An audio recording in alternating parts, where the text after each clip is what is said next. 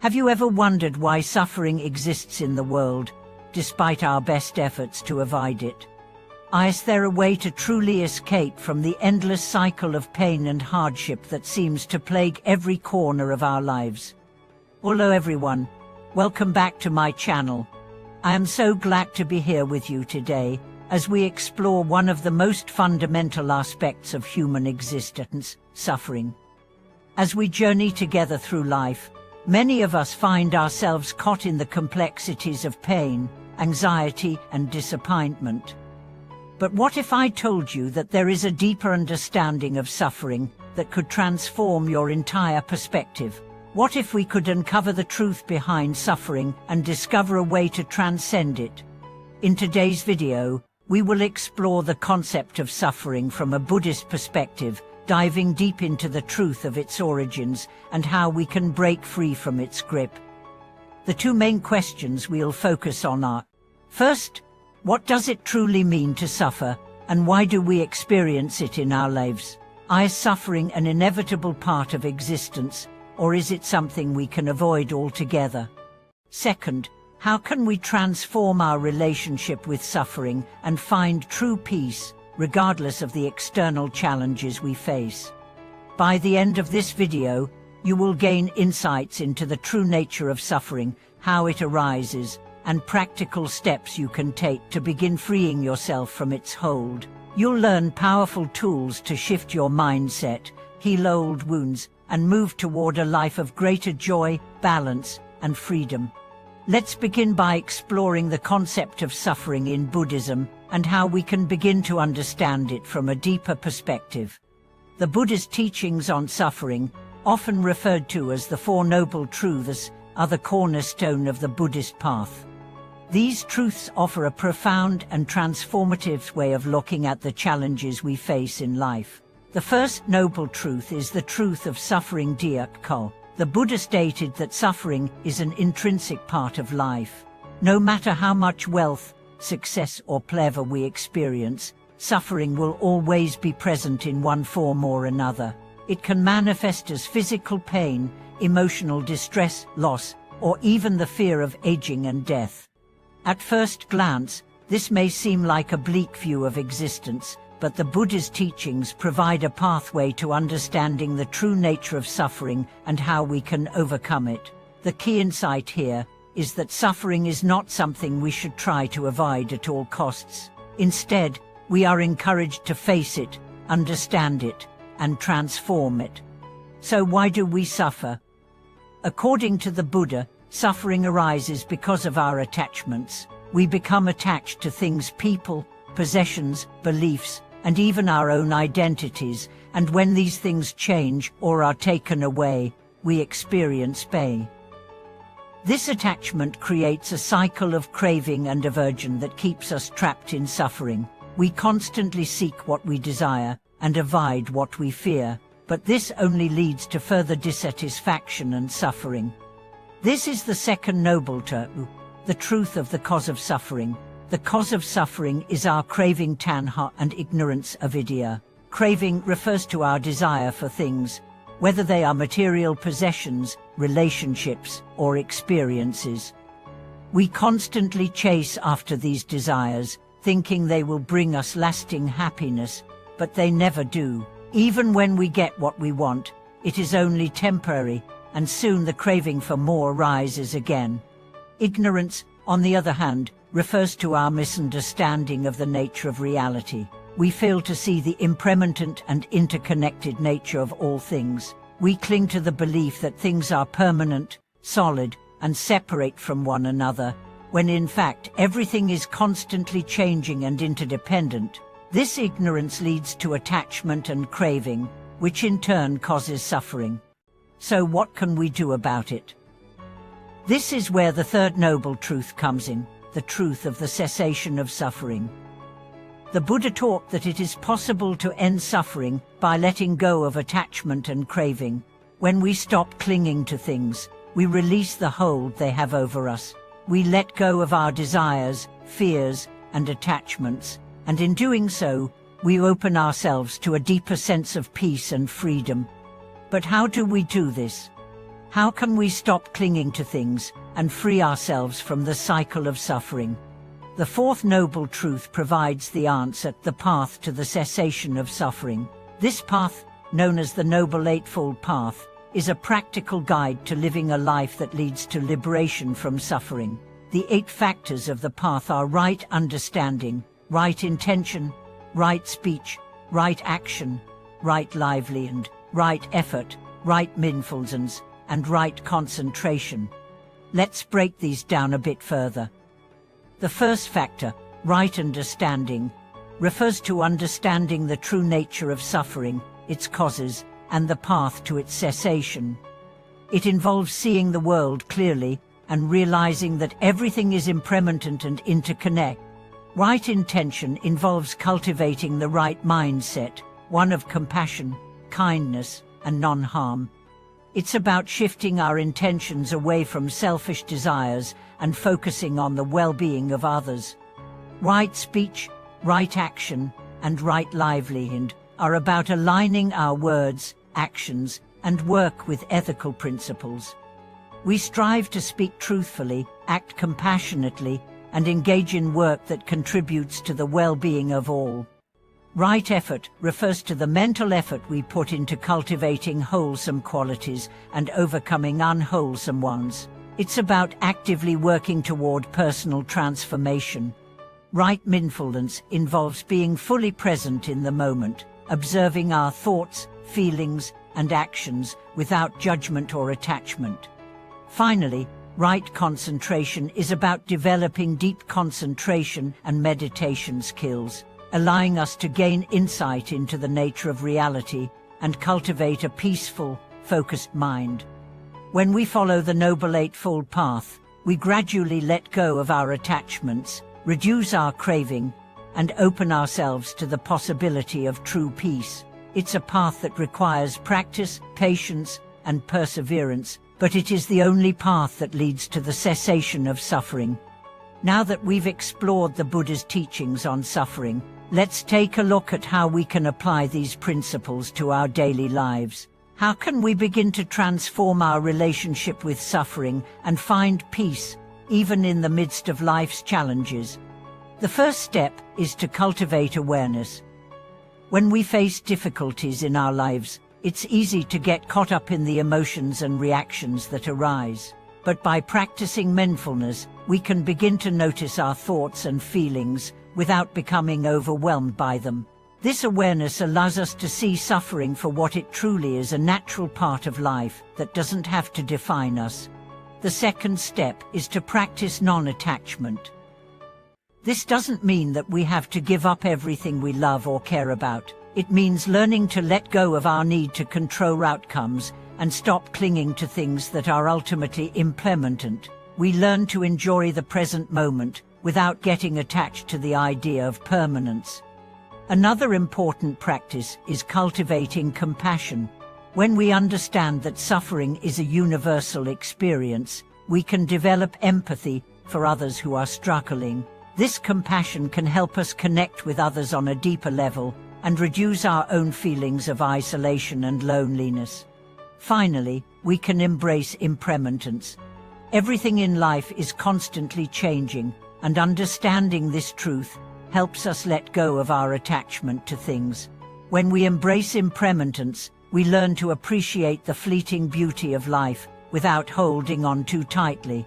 We will explore suffering from the perspective of the Buddha's teachings. Specifically, we'll be diving into the Four Noble Truths, which form the foundation of Buddhist philosophy.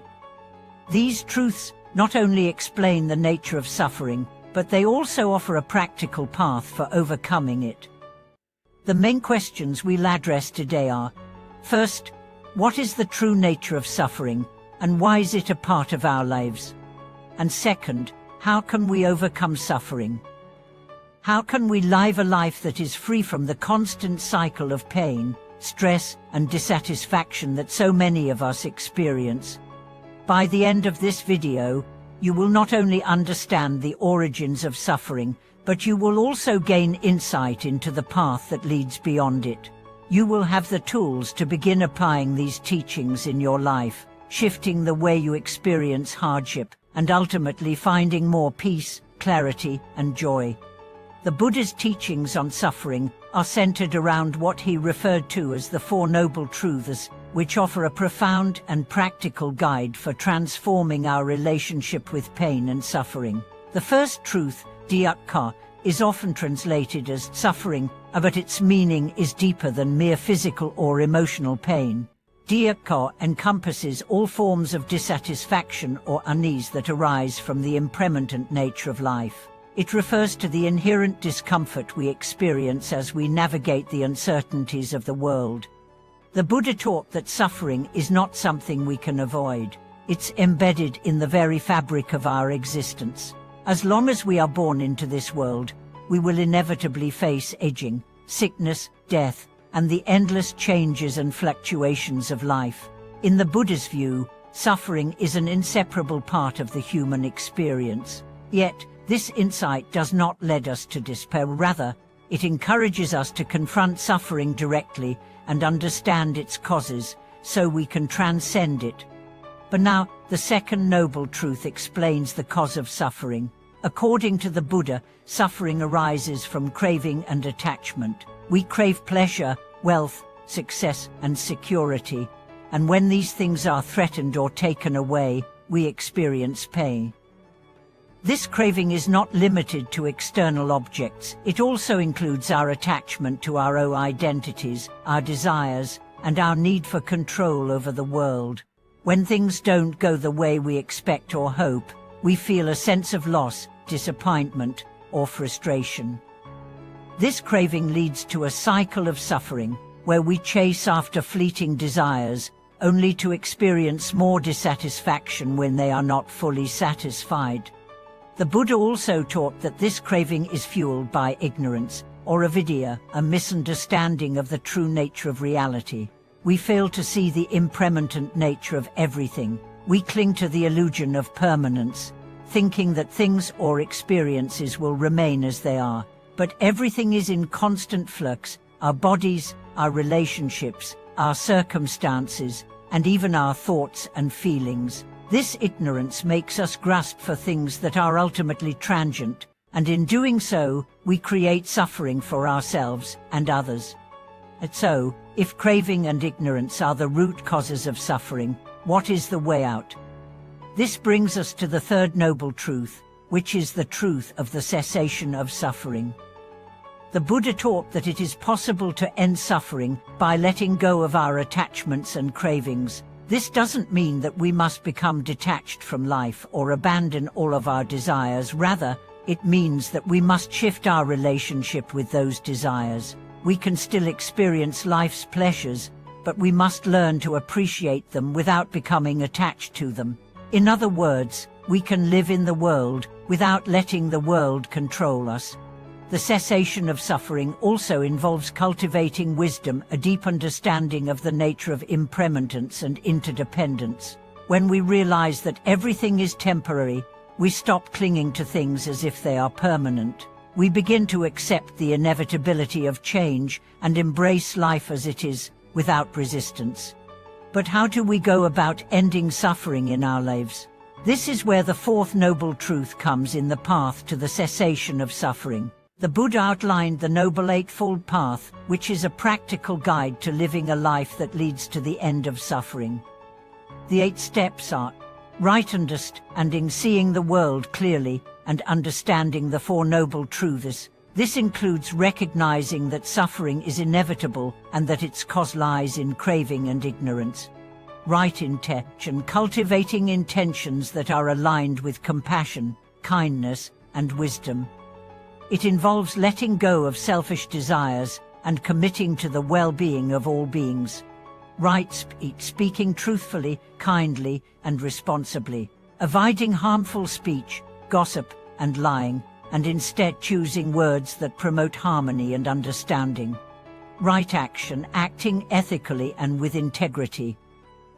This includes refraining from actions that harm others and cultivating actions that benefit the world. Right livelihood, or choosing a livelihood that is not harmful to others. This means engaging in work that contributes to the welfare of others and the planet, rather than exploiting or harming. Right effort, putting effort into cultivating wholesome qualities and eliminating unwholesome ones. This involves developing perseverance and determination in our practice of mindfulness, meditation, and self-discipline. Right mindfulness, developing mindfulness in all aspects of life, being fully present in the moment, aware of our thoughts, feelings, and actions, and cultivating clarity and focus. Right concentration, practicing meditation and concentration to deepen our understanding of the true nature of reality and to attain inner peace. By following this path, we can gradually release our attachments, reduce our cravings, and ultimately free ourselves from the cycle of suffering. The Noble Eightfold Path is not a one-time achievement, it is a continuous practice that requires dedication, patience, and self-compassion. The more we engage with this path, the more we cultivate the qualities that led to a peaceful and liberated life. So, how can we apply these teachings to our lives? How can we start transforming our relationship with suffering right now? The first step is to cultivate mindfulness, being aware of our thoughts, emotions, and actions. When we face difficulties, it's easy to react impulsively or let negative emotions take over.